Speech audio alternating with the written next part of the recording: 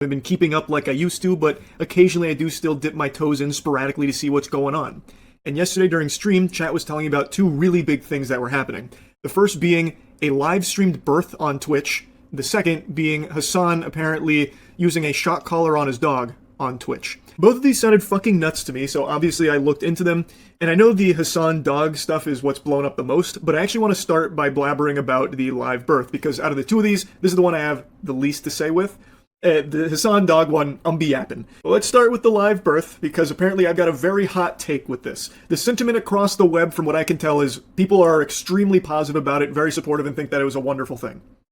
I don't necessarily have that perspective. I'll show you a brief snippet here of what the stream was like, with the baby being delivered in front of, like, allegedly, tens of thousands of viewers. I'm seeing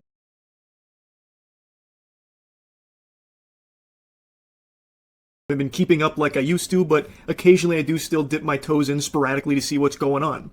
And yesterday during stream, chat was telling me about two really big things that were happening.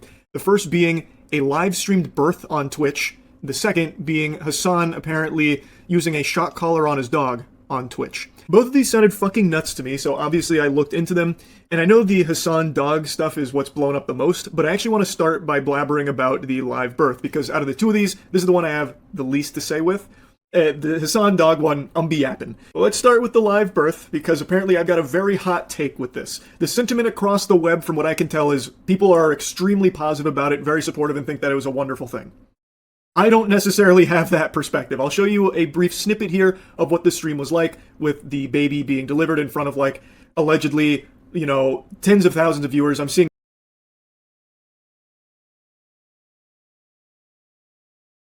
fastest, developing interstellar slip space travel and the ability to create artificial worlds. They also inherited a precursor philosophy that whichever species was the most advanced of all life forms held something called the mantle of responsibility. But with time, the foreigners grew more pridefully arrogant about being the best, and eventually the precursors returned to judge them. To the precursors, the foreigners were acting way too cocky, so they made some plans to wipe out the entire forerunner race, stripping them of the mantle and giving it to the ancient humans, which they felt were more worthy. The foreigners caught wind of this and decided to attack the precursors first, where they were hanging out in a nearby star system with the largest military campaign ever witnessed. At the cost of all but a small fraction of their warriors, they slaughtered nearly every precursor, but some were spared or managed to escape, with some transforming into space dust with the intent to later regenerate into their former selves to get revenge.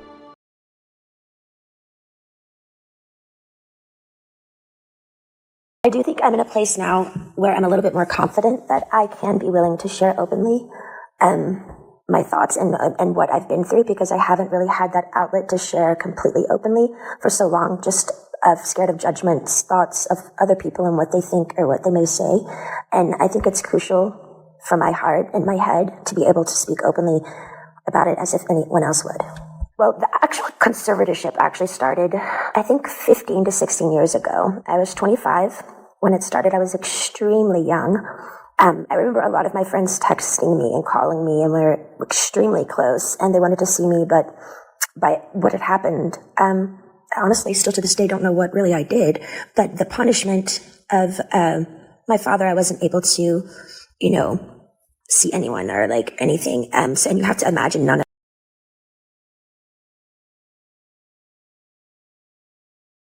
In what ways are we screwed, do you think? The biggest way, and the way that people probably don't feel yet, is we're screwed on our innovation front, especially healthcare innovation. Because with this administration, they have come in raising all of these flags on issues that are important, that have been discussed, that have not been neglected, but they're complex issues that require time to solve, like the chronic health issues that face America, the obesity epidemic that faces America. But instead of actually solving those problems, they just talk about them and then actually cut all the research funding and the labs that are evaluating the problem and trying to find unique solutions for those problems. They talk about cancer rates going up, and then they cut $500 million worth of research for mRNA vaccines, which can potentially be used to prevent cancer. So all the innovation that we could be having as a country in order to prolong our lives.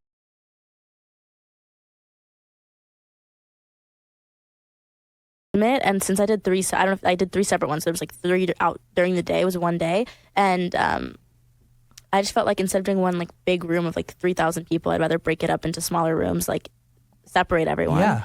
And, you know, do it like intimately. So I figured that doing it acoustically was like the best move. Madison Marathon all day. A little bit. That's a really good idea because you're giving, not saying that a big show doesn't give people memories and stories forever. But it's like I make eye contact with every single person there. Like that's unique. Yeah, it's nice. It's like, and I like to be able to be like, oh, I remember you were at my first show. You were at my first show. Like when you're playing at MSG, you're not gonna like see everyone that's like up in like top of the place. Never. Yeah. Why did you pick London to do these shows?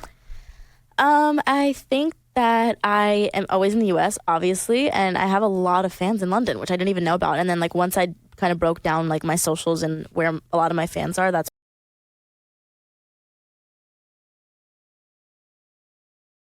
Those cops under under control. wraps. Yeah. That dude's crazy forearms.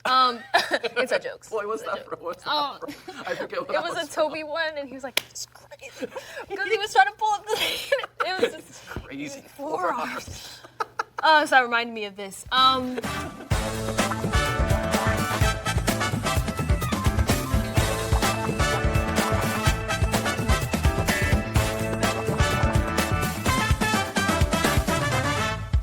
Acting. So acting. Acting. So really acting though, because We knew this would happen. We were like, it's gonna go great off camera. As soon as it starts rolling, we're gonna be like, so. I don't know how to speak anymore. Yeah. no, but okay, but seriously though, because I haven't said to you yet, and I've been saving it since I've seen you this morning, having seen season 2 now.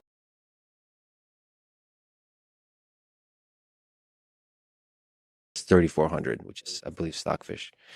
You guess people's ELO chest rating. What's that take? How hard is it to do that? And like, how would you actually do that? Like, what are telltale signs of red flags about a person at different ratings?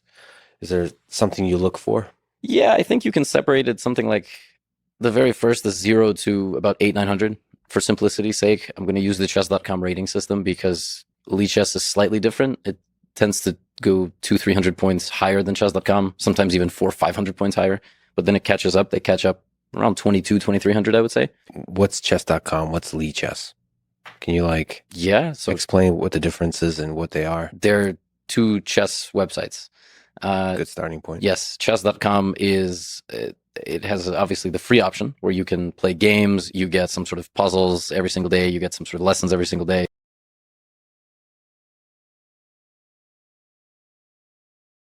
Yeah, what do you want to do? I was like, I'm trying to hang out. What are you trying to do? He's like, are you home? I was like, yeah. He's like, is it your house? I was like, yeah, I have a roommate, but he's not here. Like, y'all are more than welcome to come. Who are you with? He never told me who he was with. He asked who I was with multiple times, and I told him. And then never put the address in his GPS. I guess he drove by my house. I was like standing out inside the porch. He drove by my house like a few times, like stopped, backed up, like did some weird stuff. I was like, what are you doing? I was like, I'm outside. I waited for like 10-15 minutes and I called him back. And then I was like, where are you at? He's like, on your road. And I was like, okay, I'm gonna go change. And he's like, okay. And then he pulled up into my driveway. I walked out and I was on the phone with him. I walked out the door. I kicked the door open because you have to kick it to open it. I was on the phone with him. And he's like, I'm here. I was like, I know, I see you. And then he got out of his truck. He walked around the back. He like started walking up to the porch. And only one person came from this way. And it looked like they started rumbling and fighting. No guns, no nothing. But I freaked out.